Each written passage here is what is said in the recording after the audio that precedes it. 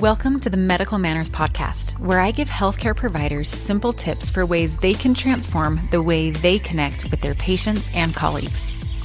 Connecting with patients isn't some secret sauce that some of us have and others don't.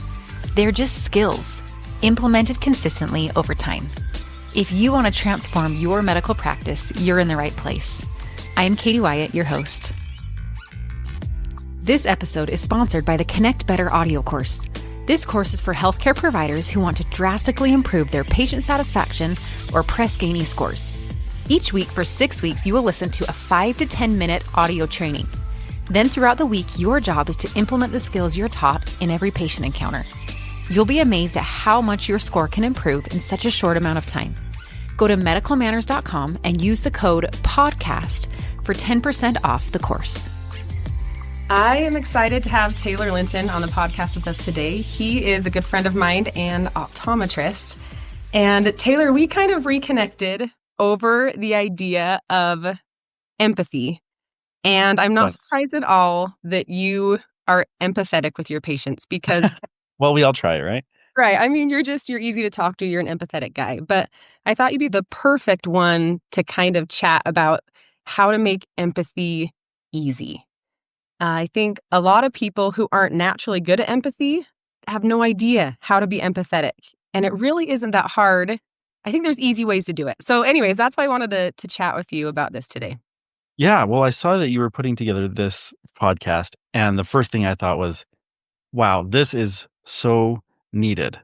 Because there's a lot of doctors out there who are just really smart and they're very competent in what they do. But they have a hard time being empathetic and putting themselves in someone else's shoes. And I think you're right. I think there are simple things that you can do or say to help patients feel like, oh, wow, they're actually in my corner. They understand where I'm coming from instead of feeling like, wow, they really didn't care at all. Yeah. Yeah. So why don't you tell us some of the simple things that you have tried to do in your practice that help you connect with patients better, show empathy, etc.? When we have to give bad news to a patient, it can be difficult because we're trying to manage the logistics of, okay, am I making the right diagnosis? Am I giving him the right treatment and care? You're trying to check all of these boxes. And the patient is sitting there like, well, wait a second, these are my eyes. What's going to happen? And so one thing, and I can't take credit for this statement because I heard it from someone and I wish I could remember who told me. So if there's someone out there who hears me saying this and they're like, wait a second, that's what I told. Shout out to them. Yes, shout out to them. They get the credit. But the phrase that they told me, and it's always stuck with me, was, let us do some of the worrying for you. And that doesn't mean that they don't have a part to play. Like if they're diabetic and they have retinopathy, yes, of course, they have stuff that they have to worry about, right? We can't manage their diet for them. They have to take some responsibility. But like, for example, if there was someone who came in and they've got flashing lights and floaters, those are things that we should all watch out for, right? If you have a new onset of floaters and you're getting flashing lights, you come in and I see, okay, yeah, they actually have a retinal detachment, which is a potentially blinding condition, right? That's something that requires an urgent referral. So the patient is there and we bring them to the front desk after giving them the education and everything. And we'll set up a referral and sometimes even the same day, depending on the type of retinal detachment. Mm-hmm. And we send them out the door with a referral in hand, an appointment time with a retina specialist, and telling them not to eat just in case they have to go into surgery that same day. Mm-hmm. So there's a lot that's happening. And frequently in those types of situations, you'll see them, obviously very concerned, maybe a little bit teary. And while we're having the logistics taken care of, we have the front desk coordinating the referral. I like to make eye contact with them and say, I know you're worried, but let me do some of that worrying for you. And it's not just talking about the logistical side, because we are doing that too, but just the mental weight, the emotional load that they are carrying, worrying about their vision. That's something that I can share, right? That's not all on their shoulders. I'm doing my part as a doctor to take care of them. So let me share that load with you. And I love that phrase because it really helps them feel like they're not alone. They don't have to figure this out by themselves. So I feel like that's an important way that we can be empathetic to our patients is help share that mental load that they're carrying. Yeah. And when I teach my course, when I do the section on empathy, the definition I use is empathy is the ability to understand and share the emotions of another. And so I feel like in such an easy way, you are nailing empathy because you're acknowledging that they're having an emotion, right? Like they're probably worried. They're Hmm. probably scared. You're acknowledging their emotion and you even give it a name, worry. And then you're trying to share that. You're trying to ease that burden just a little bit. And so, yeah, I love that phrase because in one sentence, you've shown empathy and like, check, you did it. You Yes. nailed it. Anything else that you do in your practice? Yeah, this is something that I've thought of too, and we're all guilty of this. I feel like with practitioners, we have stories, right? There are patients that come in, and there are some crazies out there, and it's so easy to close that exam door, walk out there, and tell your coworkers, "Wow, you guys would not believe what this patient just said." Right? Right. Uh, but I feel like it is so important that we maintain it, not just professionalism, but even going deeper than that, where how do we talk about the patients behind their backs and how do we feel about them? Because it's one thing to, be talking about them poorly behind their backs and then walk in and be a totally different person. Oh no, I can be empathetic. I think that's a hard coin to flip. Yeah. If you're one person outside the door and walking in, and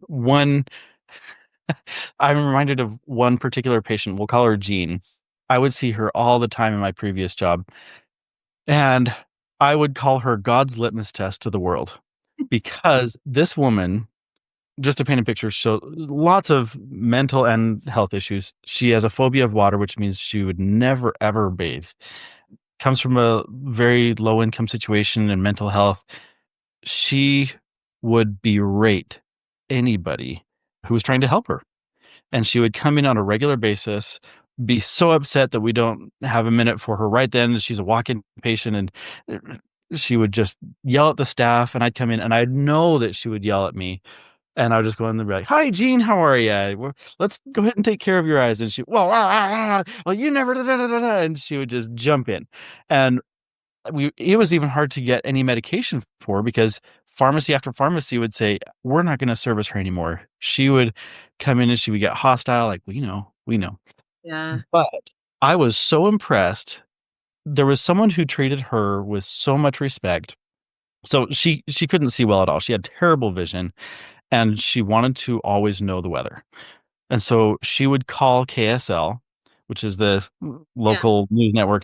She would call them, and I'm sure it was so often. She was calling them, asking Daily, them for the probably. weather. Yeah.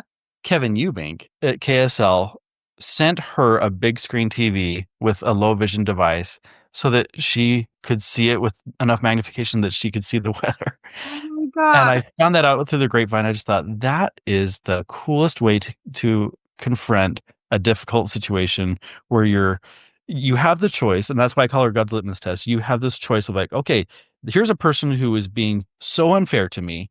I am treating her with respect, and I'm trying to give her the help she needs, and she is just throwing stuff at my face. How do you handle that? Hmm. And Kevin Eubank is sitting there like, okay, this woman, I'm sure he was yelling at him too. Yeah. They're a giant big screen TV with a low vision device so that she can see the weather. What a cool I sent him an email. I was like, "That is awesome. That's how we should confront difficult patients and difficult situations. That's empathy." Yeah, that is really cool. Being able to see beyond the roughage and like there's a need there, right? Yeah. Jean had a need, and even though it's can be tough to get through the aura she brings with her, Jean has Yes. a need. This is something, and that Jean is probably a good segue into this. As I train people on empathy, they'll feel like they can't show empathy because they feel fake, because they actually feel no empathy for the patient, because they're rude or Yes. they're mad about a situation, like, for Maybe instance. very justified. Yes. Right, like, all of patients call in that want an antibiotic, and they've had a runny nose for a day, and they'll just be irate that I won't give them an antibiotic. So, do I feel empathy for them? Originally, I'm like, "No." you've been sick for a day. I don't feel a lot of natural empathy, right? I think you have to remember that when you show empathy, it does not mean that you always do what your patients want you to do. Like, I don't give my patients an antibiotic who have That's true. had sinus congestion for a day. It also doesn't mean that I agree with the patient's emotions or decisions. So I don't have to agree with why they feel the way they do. I don't have to agree with their life choices. Like, I don't have to agree with any of that. All showing empathy means is that I understand that they're feeling an emotion. You're validating their emotions. I love Right. that. And so, like, I've had a bad night where I'm all congested and I don't sleep well and I feel pretty crappy the next day. And so I can empathize, like, I'm so sorry that you're sick. That's the worst when you can't sleep and you're unable to go to work, you're unable to fulfill your duties, whatever. Like, I can empathize with that. And so I think that's important to remember. You don't have to agree with them. You don't have to feel fake. You just have to you have to validate that they're feeling an emotion. And I that's it. love it. And then I listened to, this is a challenge I've taken on, and maybe you can too, but I was listening to a book on emotional intelligence and kind of how we can be more emotionally intelligent. And they recommended that instead of thinking, so, you'll read a book, you'll watch a movie, and you'll think to yourself, man, what would I do if I was in their shoes? And, I'll read books to my children and we'll say, oh, what would you do if you were them, right? Yeah. Anyway, this book I was reading recommended that instead of that, we say, how would you feel if you were them? Interesting. And I think that's a cool switch. And so I like reading books to our kids. And so I'm going to start, instead of saying, what would you do if you were them, saying, how would you feel if you were that person right now? Because I think Identifying the emotions. yeah, and training their little brains and training my brain to get in someone's shoes and to think, how must they be feeling right now? So case in point, my husband ordered a new grill. For Father's Day, I said, our old grill broke. I said, I want to get you a new grill, but I don't know what to get you, so order it yourself, right? He ordered it at Home Depot, and he sent me to pick it up. And so I'm sitting in that Home Depot line to pick it up, and it is so long. And the poor lady sitting there at the cash register has like the fax machine running, the phone's running. She's going crazy trying to help people. And I'm kind of bugged. I'm like, why don't they have more employees out here? Like, why am I standing in line? I've been here forever. Next time I got to have my husband come pick up his own thing. Like, why am I, Yeah. I'm like going down this hole. But this was on my mind. And so I was like, I bet that lady is so stressed right now. She can see that she has a big, long line of customers waiting. The fax machine's running, the phone's running. I bet she's feeling so overwhelmed right now. Yes. Even just like having that thought, I suddenly wasn't bugged anymore. That's like all it took was to have that thought of how must she be feeling. And then I was like, you know what? I'm good. And it kind of like changed that experience for me. I love that.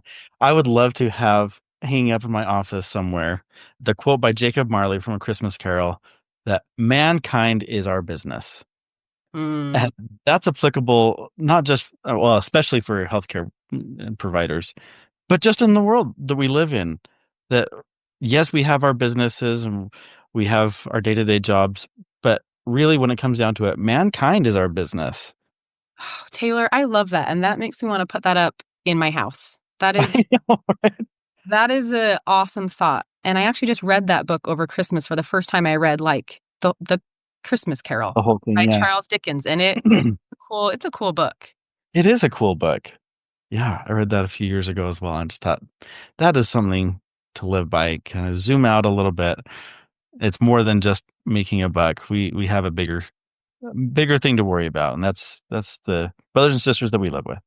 Yeah, for sure. And I think, like you said, I think no matter what business you're in, and that doesn't matter if you're a healthcare provider caring for people's lives or if you work at Home Depot, really connecting with people is at the core of all we do. Thanks for listening. If you enjoyed today's episode, the best way to support what I do is by rating and reviewing the podcast. Your feedback helps me reach more listeners to make an even greater impact. It would also mean the world to me if you would share it with a friend or colleague who you think could benefit from the topics we discuss. Together, we can transform the way we deliver healthcare by transforming the way we connect. Take care.